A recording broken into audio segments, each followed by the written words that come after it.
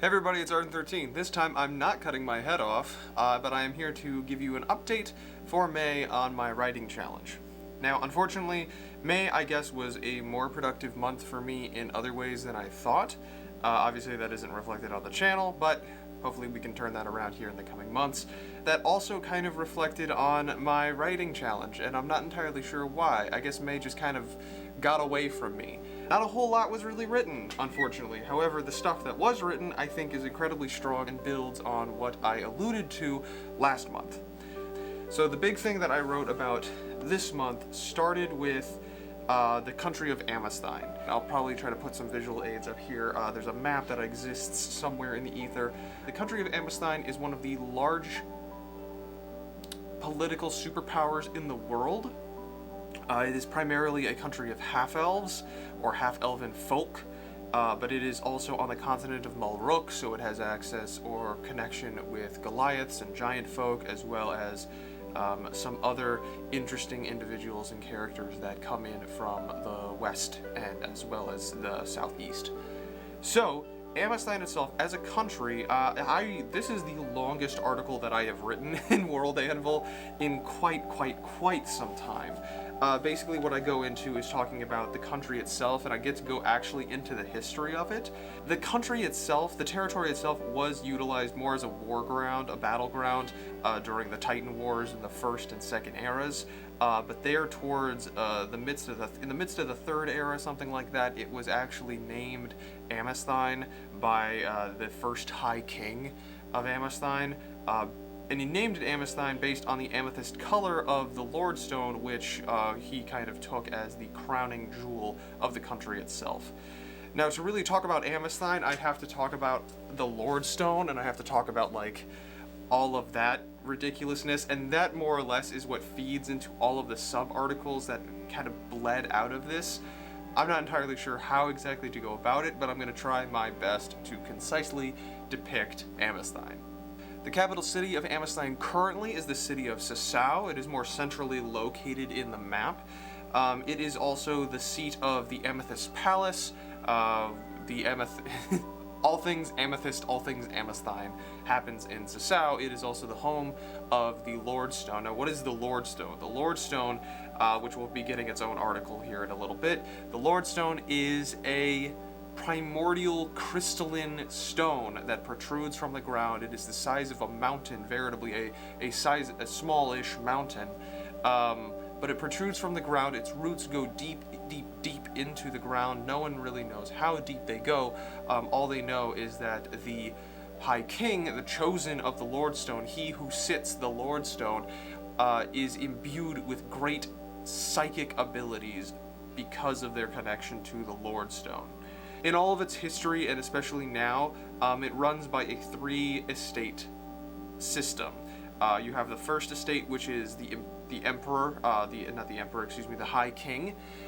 You have the second estate, which is the nobility, and the third estate, which is the peasantry. Very, like I mentioned last time, very feudalistic France in that. And it comes with its own drawbacks, similar like it did in France. What defines nobility in Amysthine is this thing called the Paradigm Crest.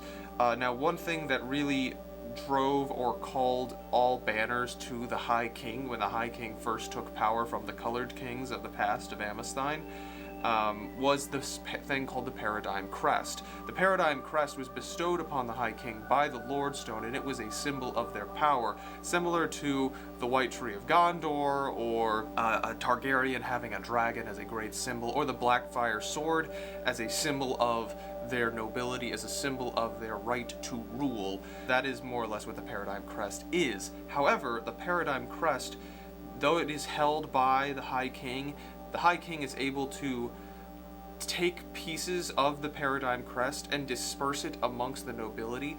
The Paradigm Crest is one of those things, it is a physical manifestation of the philosophy of Amysthinian chivalry and nobility in that. Anyone can be given a part of the Paradigm Crest, and if you are a noble with your own crest, you are able to bestow that crest or extend your privilege of that crest to another person, and they themselves have their crest. Usually it is carried in some sort of a jewelry item, like a ring, a pendant, or a bracelet, but when it is in the presence of the paradigm crest, or it is evoked, it takes on a pseudo-translucent manifestation protruding from that piece of jewelry. And so that is what draws a lot of the ideas of nobility. I know that doesn't really define nobility, that is more or less the physical manifestation of it, to say, yes, you are a noble, but people take a lot of reverence and respect to those who have those crests. It is a great deal of influence and prestige, but also there is a level of power that comes with having one of these crests, not just like, I can tell you to do something and you do it. There is actually some sort of a psychic or pseudo-arcane power behind having one of these crests. Now, I mentioned the estates. I wanted to double back on that and make sure that that was clear. We have the first estate, which is the High King and his family. We have the second estate, which is the nobility, and that is split into two different kind of wings. The estate has two different wings. We have nobility of the robe and nobility of the sword. Again, I really played heavily into French politics on this one. Nobility of the robe are all of the nobility who do not necessarily see battle. They can muster armies, but they do not go out and seek battle themselves, whereas nobility of the sword are definitely those nobles who are more, you will find on the front lines, you will find them marching amongst their soldiers, you will find them fighting on the front lines to basically push their agendas or push their nobility and show how great they are. The third estate is the peasantry estate, and that is divided into the two wings, again, this one being the urban and then the rural estates. Now, a lot of what I've talked about so far is like modern Amysthine. Really quickly, I want to touch on the history of Amysthine. I mentioned the Colored Kings. Amysthine, in its original iteration, when the petty kingdoms stopped warring with each other necessarily, or the dragons and the giants stopped using the entire territory as a battleground, that gave rise and gave way to the Colored Kings. The kings who would necessarily take a color. Basically, it was a very rudimentary way of defining who you were based on the color of your banners, but that's how the kings kind of defined themselves in early Amysthine. And at that time, Amysthine had stretched all the way from the territory that it is currently really around the Nocturna coast and even into the Cape of Ross. It was a very expansive place, but of course they lost a lot of territory due to various squabblings and various incursions from forces outside of their purview, or that they just couldn't handle, i.e. the vampires that would later take over the Nocturna coast. But in more modern eras, we have just kind of come out of this time of political strife and agony in Amysthine. Amysthine had not seen a High King seat the Lordstone in over 500 years, since almost the beginning of the era.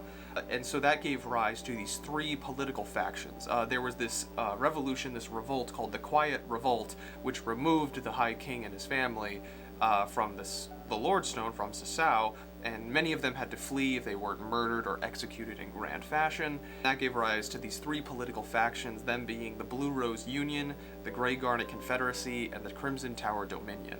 These three factions held Amysthine in this consistent 500 years of squabbling and strife, where the seat of Sasau was never really touched by any of this. It was just left to be a husk and be a shell because no one would seat the Lordstone, and the Lordstone would not accept anyone else if they weren't of royal blood. Recently, however, Amysthine has seen the reascension of their High King in the form of Anders Lothrain, who is a young boy, or a young man, he's 17 years old, who was found to do some political maneuverings and so forth, and brought to Amysthine, again for political maneuverings and so forth, but thanks to circumstances, he has ascended the Lordstone and reassumed his position as High King of Amysthine. Now this is a big deal, because again, Amysthine has not had a High King in over 500 years. Secondly, he was taken from Liarasta.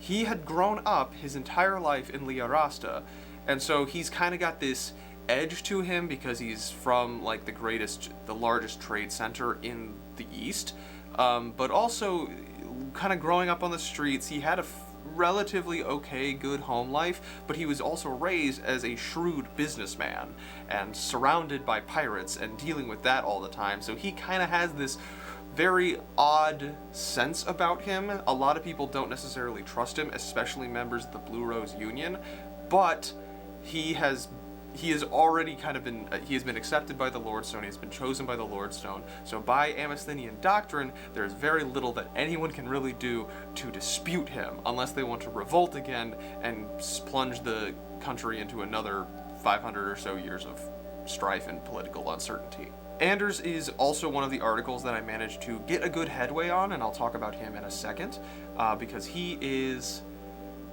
quite a thug. I'm not even gonna lie, he's kind of a thug.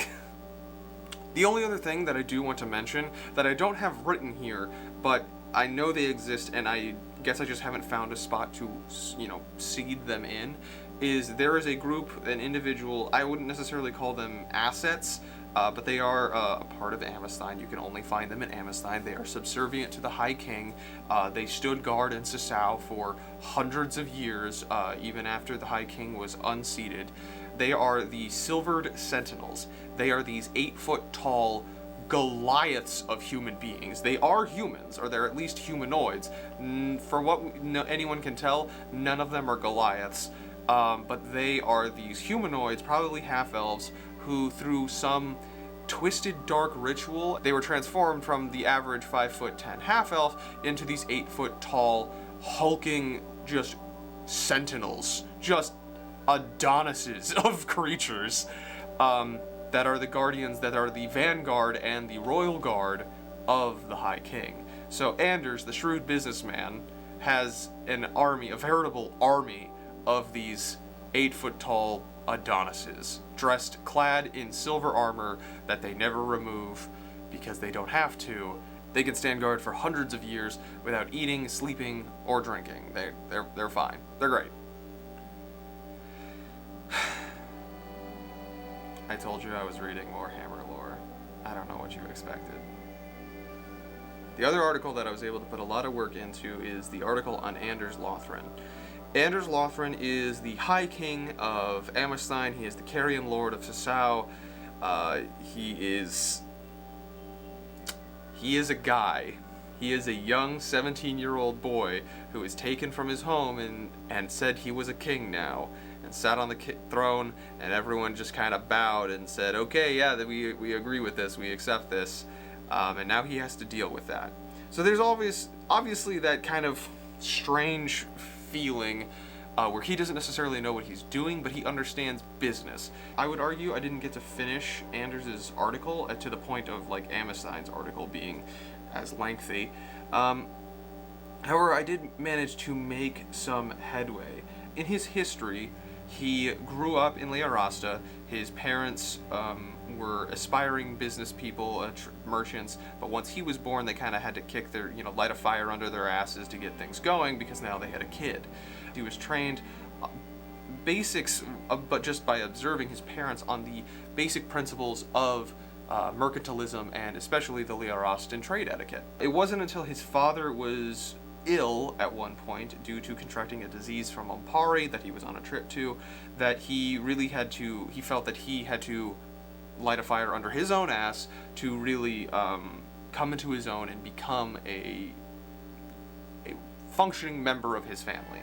And that's when he found an individual, a Leonin Kithine named Goldclaw, who was a shrewd businessman who would basically take him under his wing and teach him everything that Anders would ever need to know about mercantilism, as well as how to be an advocate for himself, and a little bit of combat training there as well. Scroll through a little bit and talk about Anders as a person, or that's more or less what I want to focus on, because the arc that I'm wanting to provide for Anders is the boy who became king, who doesn't really know how to become, who doesn't know what it means to be a king, but knows what it is to run a business. So the things that he's dealing with right now is the Bellicum Marcus, which is a war with the vampire lord Marcus, as well as deal with the dissenters of the former Blue Rose Union who don't believe that he should be king, who want to assassinate him or take him out or annex a section of Amysthine for their own sovereign country, absent the Lordstone. So he has to basically fight 2 wars on 2 separate fronts, both on the home front, but in separate directions. What remains to be seen is what he does with victory, how he deals with victory, and how he even deals with some defeats if he were to suffer any of them. But that is what is going to define him moving forward, are these next couple of years worth of events. He's not overtly cruel, he's not overtly kind. He's kind of like this middle of the road, contrarian individual who deals with his own struggles, and I feel might be one of the most human characters I've written, or at least have aspirations to write. Now, I wanted to wrap up by kind of touching on a couple other things that were at least started this past month. I had a wonderful comment from this user, I'll put it up right here, where they felt that the Dragon Riders and the Dagon Isles, about how they were paired with an egg and they grew a bond with that egg, was very Dinotopia. And I thought that was very funny because at the moment I read that, I looked over to my map, my world map, and to a section of the world map that I actually have sort of seeded in those Dinotopia vibes in a location called the Huaran Plains, but in the south of it is this place that I have now put to paper called the Saris Province. And the Saris Province is effectively Dinotopia if you want to think about it that way. It is another great expanse of territory. It has 4 major cities based on physical landmarks that are attributed or around, the city is built around. So there's a waterfall, there's a volcano, there's a canyon, and they all get dinosaurs. There's a lot of dinosaurs. So yes, I'm going to make the allusion to Dinotopia because honestly, I really liked Dinotopia, and just getting that comment really made me want to go back and rewatch that series. I don't really know what happened this past month to make me so not productive in this project, but something happened, and so I'm going to strive to do better next month. But I appreciate you guys holding me accountable to this and keeping up with me. I really do appreciate the comments because they make me think and make me want to like world build more. The last thing I do want to mention about world building and writing from this perspective is in the next week or so, you'll see a video from us. It's another World Tiger Building Dragon from Kat and I, where we have started the world anvil for the Practicum world that we started building last episode.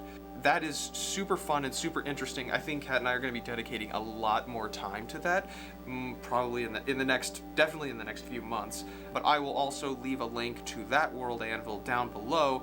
It probably doesn't have a whole lot going on in it right now, but that will obviously be changing here in the coming weeks.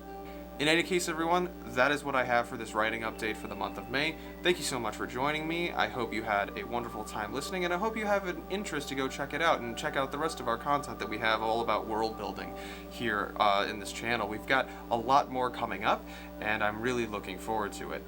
If you enjoyed this content, please, if I could bother you to hit all the buttons that everyone else bugs you about, I would greatly appreciate it. And if you are comfortable and willing, we just launched a Patreon. I know we're relatively small, but we are growing, and I do appreciate all of the support. But if you feel like you want to support us a little bit more, you can go over to the Patreon. Link will be in the description below. There are some things that we have planned for the Patreon that we'll be putting out there. A lot of homebrew content, like some monster stat blocks, some new magical items and artifacts, as well as a couple subclass and rule variations that we more or less use. Mal and I will be adding our home rules up there as well. That'll be up there for the patrons, for you guys to use at your own tables when it comes to stuff like that. As well as Kat and I will be putting up our own rules for world building and how we start that process and how we go about that. Irregardless, I've taken enough of your time. Thank you again so much. I'm Arden13. I am still waiting on that ramen. Stay safe out there. I will see you guys in the next one. Peace out.